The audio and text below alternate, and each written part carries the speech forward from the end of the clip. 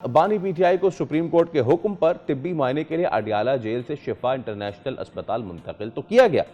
माहिर डॉक्टर्स ने उनका चेकअप भी किया, लेकिन अस्पताल में तिब्बी मुआयने के बाद डॉक्टर्स ने उन्हें दोबारा जेल भेजने की इजाज़त दी, जिसके बाद उन्हें इंतहाई सख्त सिक्योरिटी में रातों रात ही वापस अडियाला जेल मुंतकिल कर दिया गया। एब्सोल्युटली। और इसके अलावा जो नए इंतज़ामी यूनिट है उसके हवाले से भी बात करेंगे आज शो में। अडियाला जेल के अलावा कि जो नए इंतज़ामी यूनिट्स हैं, MQM मैदान में आई हुई है। डॉक्टर फारूक सत्तार ने बिलावल भुट्टो जरदारी को मनाजरे का चैलेंज कर दिया है। So that's quite a different thing happening over here.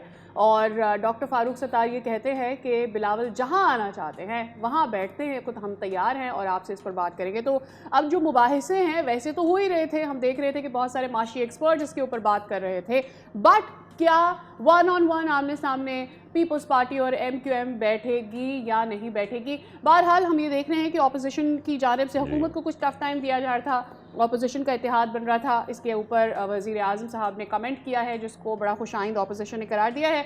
तो इस सारी सूरत हाल के ऊपर बात कर लेते हैं। इमरान याकूब साहब हमारे साथ मौजूद हैं, सीनियर तज्ज़ियाकार। इमरान साहब, बहुत बहुत शुक्रिया आपके वक्त के लिए और सुबह बखैर।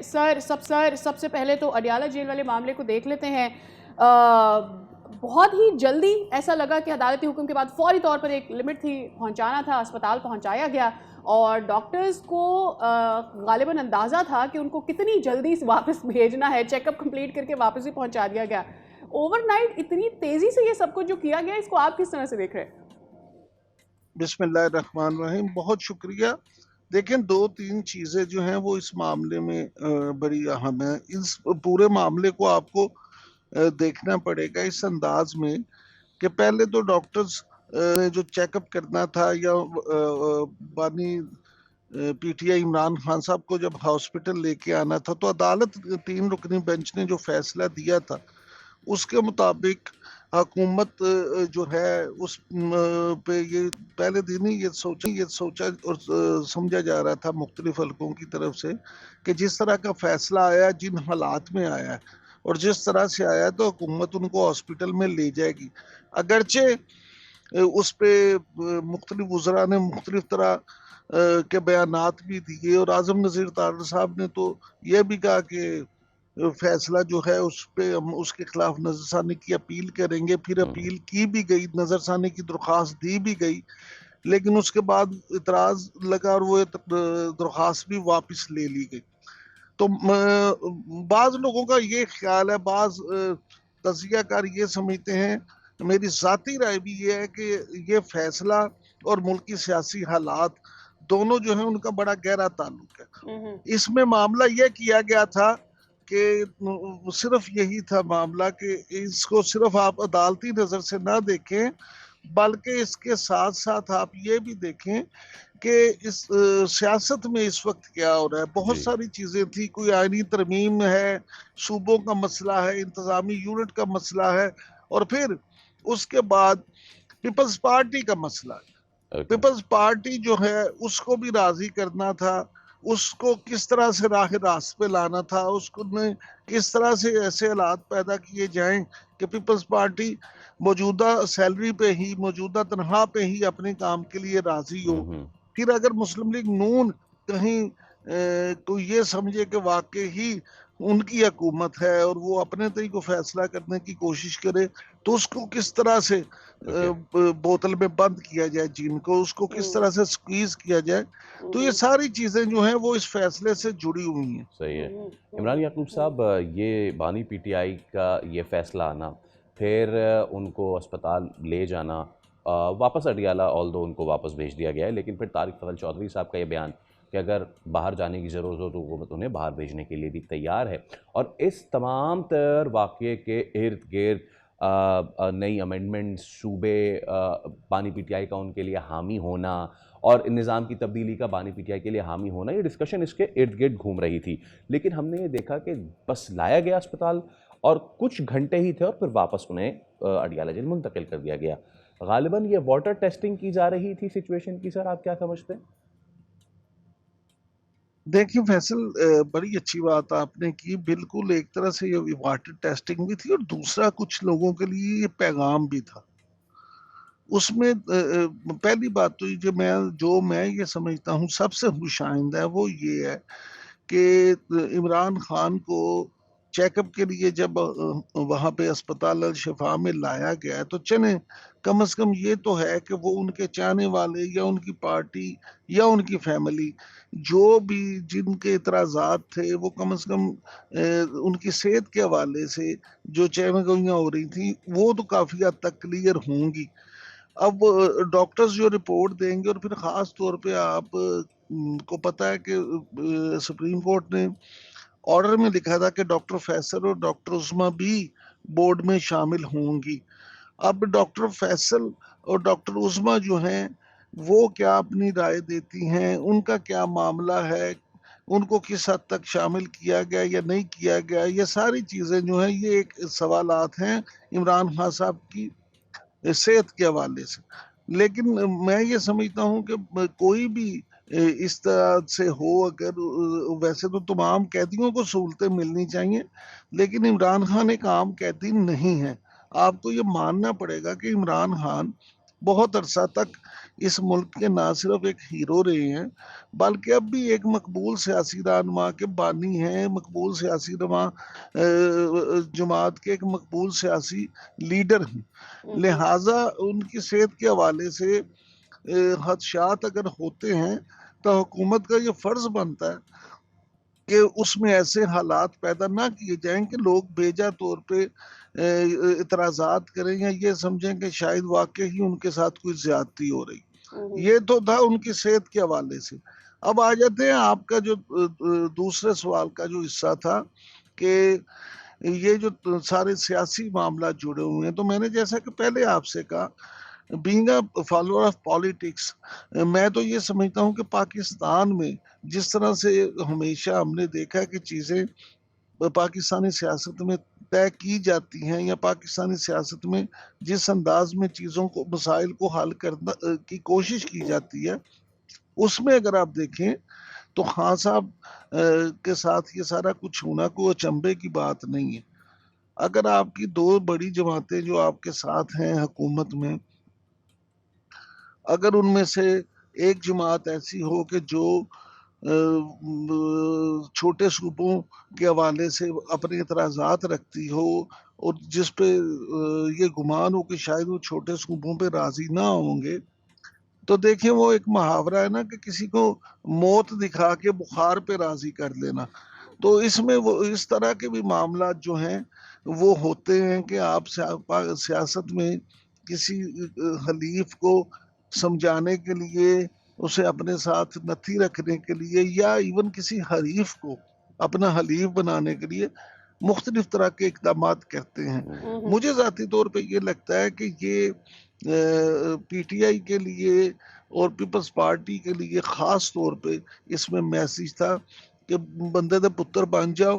آپ اگر کوئی اس طرح کی بات کریں گے، آپ اس میں نہیں آئیں گے تو ہمارے پاس ایک دوسرا آپشن بھی موجود ہے.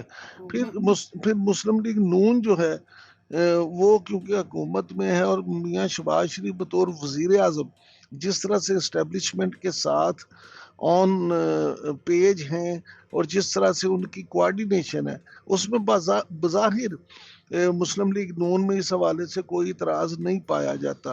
اگر کسی نے کوئی بات کی بھی ہے تو ڈھکے چھپے انداز میں کی ہے. ایون میاں نواز شریف نے بھی اس حوالے سے کوئی واضح بیان نہیں دیا. تو جو مسلم لیگ نون کی سیاست کو سمجھتے ہیں انہیں پتا ہے کہ میاں شہباز شریف جو ہیں وہ کبھی بھی اسٹیبلشمنٹ کے خلاف نہیں جائیں گے. تو یہ جو ساری چیزیں ہیں یہ ساری بھی اس معاملے سے جڑی ہوئی ہیں.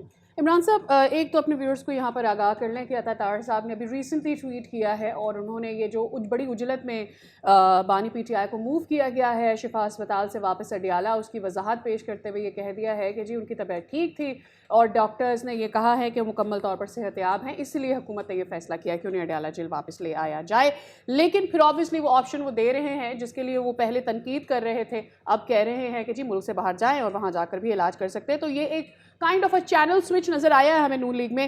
یعقوب عمران صاحب، ایک بڑی اہم چیز ہے وہ یہ کہ کیا ہم یہ سمجھیں کہ بانی پی ٹی آئی کو اس سے کوئی فائدہ حاصل ہونے والا نہیں ہے؟ یہ جو ڈیل کی بات کی جا رہی تھی، میرے خیال میں صرف ایک کائنڈ آف جھٹکا دینا تھا، ایک وولٹیج تھا جو بڑھایا گیا تھا پرابیبلی نون لیگ کے لیے اور ان کو ڈائریکشن میں لانے کے لیے. لیکن پی ٹی آئی سمجھ لے کہ اس سے ان کو کوئی فائدہ نہیں ہوگا، دوسری چیز اس ساری صورتحال میں آپ نے دیکھا ہوگا فاروق ستار صاحب بات کر رہے ہیں کہ چلے جی اس پر مباحثہ کر لیتے ہیں, آمنے سامنے بیٹھ جاتے ہیں.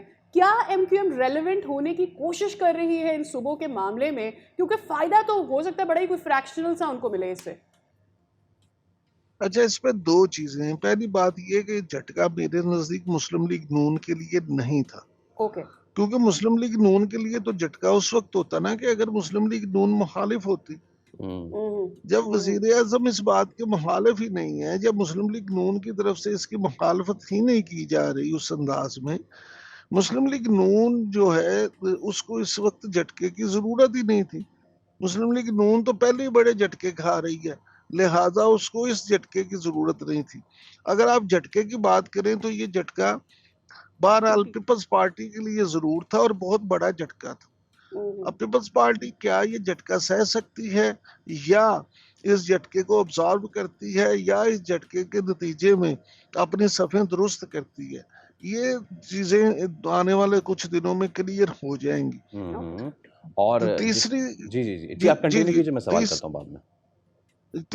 تیسری بات ایم کیو ایم کے حوالے سے, تو ایم کیو ایم جو ہے نا وہ پنجابی کا ایک محاورہ ہے شامل واجہ, کہ وہ مثلاً اس میں ایم کیو ایم کا جو معاملہ ہے اس میں وہ ایم کیو ایم کراچی کا مطالبہ ضرور کہتی ہے, لیکن یہاں پہ آپ کے علم میں ہونا چاہیے کہ اس وقت جب چھوٹے صوبوں کی بات ہو رہی ہے تو اس میں ایک تجویز یہ بھی ہے کہ کراچی کو ویسے ہی وفاق کے زیر انتظام صوبہ رکھا جائے. تو لہٰذا اگر وفاق کے زیر انتظام یہ صوبہ بنتا ہے تو کراچی کے لوگوں کے لیے تو بہتر ہوگا, لیکن صرف ایم کیو ایم ہی کراچی میں نہیں بستی.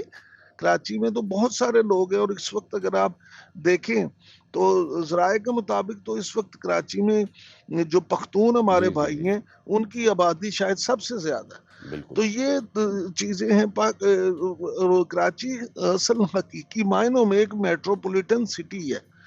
حکومت وفاق ہو یا صوبائی ہو, بہرحال اگر کراچی کو ترقی ملے گی تو پاکستان کو ترقی ملے گی.